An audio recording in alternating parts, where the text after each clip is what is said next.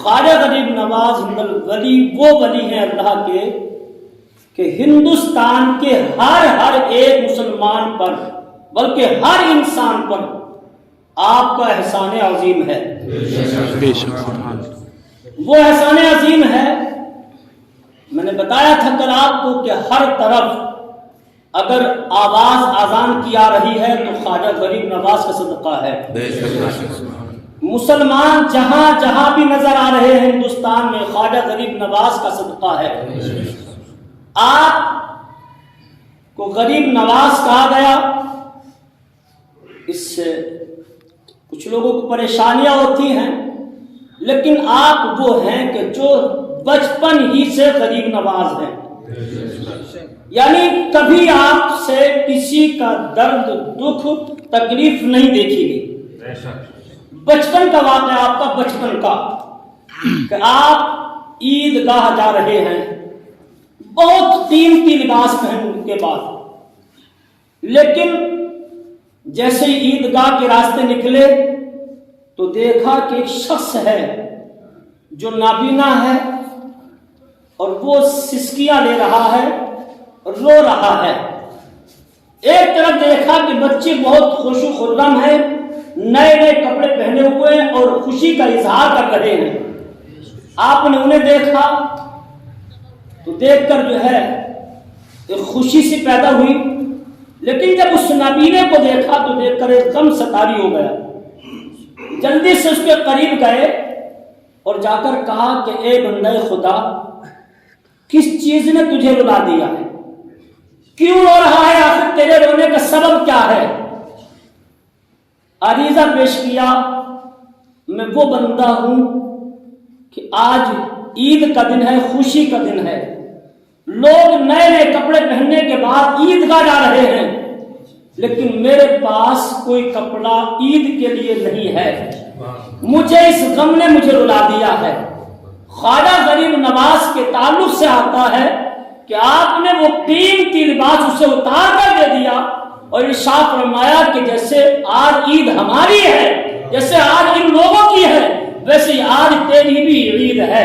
بے شک سبحان اللہ. بچپن ہی سے غریب نواز رہے، پروان چڑھتے رہے، پروان چڑھتے رہے، یہاں تک کہ ایک وقت وہ آ گیا کہ آپ کا نام تو حسن ہے، سنجر کے رہنے والے، لہذا یہاں سے شوق ہوا کہ میں بارگاہ مصطفیٰ میں حاضر ہوں. مدینہ منورہ پہنچ گئے، مسجد نبوی میں بیٹھے ہیں اور سب ایک نہیں ہزاروں کی تعداد میں لوگ گر گرا رہے، رو رہے ہیں. لیکن اچانک سے ایک قاصد آتا ہے اور کہتا ہے کہ اللہ کے رسول نے ایک معین الدین کو بلایا ہے، ایک معین الدین کو بلایا. جتنے بھی سب لوگ بیٹھے تھے سب نے کہا معین الدین میں ہوں، یعنی دین کی مدد کرنے والا، دین کی خدمت کرنے والا. ہم میں سے بھی تو چار کہہ سکتے ہیں کہ یار ہم دین کی خدمت کر رہے ہیں، ہم دین کا کام کر رہے ہیں. سب نے کہا میں معین الدین ہوں، میں معین الدین ہوں. سب نے پکار لیا، سب نے ایک ہی آواز پر لبیک کہہ دیا. آپ کی بارگاہ میں عریضہ پیش کیا، حضور وہاں تو سارے معین الدین ہیں، کس سے بلائیں؟ تو ارشاد فرمایا کہ جاؤ، ایک کونے میں سسکیاں لے رہا ہے، ایک کونے میں تڑپ رہا ہے اور اس کا نام حسن ہے، جو سنجر علاقے سے آیا ہے، اس معین الدین کی مجھے ضرورت ہے. آ کر قاصد نے کہا تو دیکھا کہ سب لوگ خوشی خوشی جو ہے اپنا نام لے رہے ہیں اور یہ ایک کونے میں سسکیاں لے رہے ہیں. جا کر کہا کہ آپ معین الدین ہو؟ عریضہ پیش کیا، جی ہاں میں معین الدین ہوں.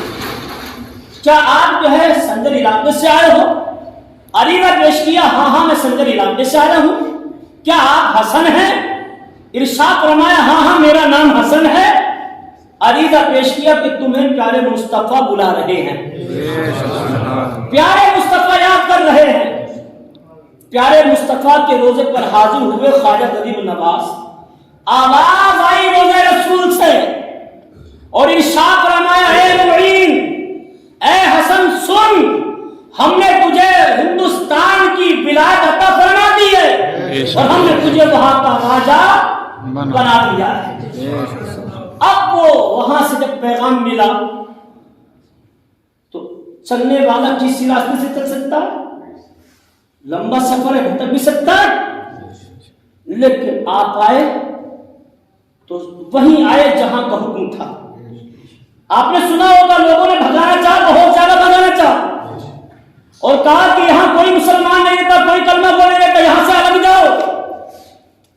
इरशाद फरमाया मुझे यहीं रहना है, यहीं मुझे यहीं रहना है।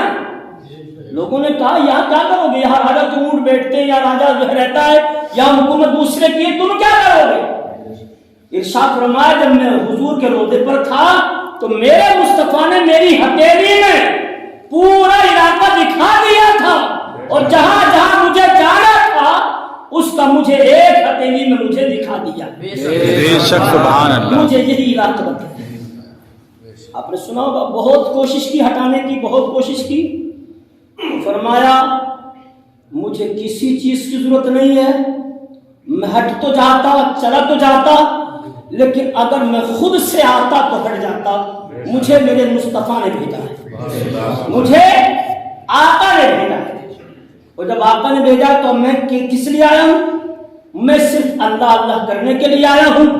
मुझे सिर्फ किसी चीज से कोई मतलब नहीं, मुझे सिर्फ अल्लाह को राजी करना है। खालिक कायनात जल्ल वाला जिसे चाहेगा तौफीक अता फरमाए। बेशक सुभान क्या अल्लाह। हुआ था तो सुना होगा, ऊंट बैठते थे, इन्हें भगाया तो क्या कहा तुम्हारे ऊंट बैठते तो बैठ जाए, बिठा दो, लेकिन बिठा तो दिया, लेकिन जब उठाने का नंबर आया तो उठते नहीं उठते, मारा लेकिन नहीं उठे। उसी ने कहा था कि उसी फकीर को बुला लाओ, अगर वो कह देगा उठ जाओ तो उठ जाएंगे वरना नहीं उठेंगे। अना सागर पर पहरा लगा दिया था, कोई पानी अल्लाह वालों को न दे। क्या कहा था, पानी तुम क्या रोक सकोगे हैं? मैं तो उस खानदान का हूं कि जिसके नाना उंगली से पानी के चश्मे बह निकाले, जिसके नाना की उंगली से पानी के चश्मे बह निकले और जिसके खानदान में ये रिवाज हो कि अगर वो चाहे तो जैसे चाहे जब चाहे पानी को ले सकता है। जैसे लोगों ने करबला में पानी बंद कर दिया था, लेकिन क्या हुआ था, कहा अगर मेरा हुसैन चाहता तो जैसे इस्माइल ने एड़िया निकलने के बाद पानी निकाल दिया था, मेरा हुसैन अगर आवाज दे देता तो सिर्फ जमीन से नहीं आसमान से भी पानी बरसता, लेकिन चाहा नहीं। लेकिन जब चाहने की बात आती है तो सुनो, तुम रोक लो, कितना रोकोगे, पहरा दे दो, कितना दोगे। कितना पहरा दिया था कि एक कतरा भी न मिले इन अल्लाह वालों को। खादिम गया मना कर दिया, खादिम गया मना कर दिया। इरशाद फरमाया खादिम से पानी नहीं देते, पहरा लगा दिया, लो मेरा कटोरा लो और अना सागर के पास जाओ, कहो कि ए अना सागर तू अपना पानी मेरे कासे में दे दे। पानी, ए अना सागर तुझे कौन याद कर रहा है, ख्वाजा गरीब नवाज याद कर रहे हैं। रिवायत माता जैसे खादिम ने प्याला सामने किया, अना सागर का सारा पानी एक क्या कासे में समेट कर आ गया। शायद ने कहा मेरे ख्वाजा का नन्ना सा कटोरा देखकर बंदा, मेरे ख्वाजा का नन्ना सा कटोरा देखकर बंदा, अना सागर तो क्या सारा समुद्र कांप जाता है। हमें यानी ख्वाजा गरीब नवाज का उर्स मनाना चाहिए, हमारी जो है जिम्मेदारी है और हमारे ऊपर हक भी है।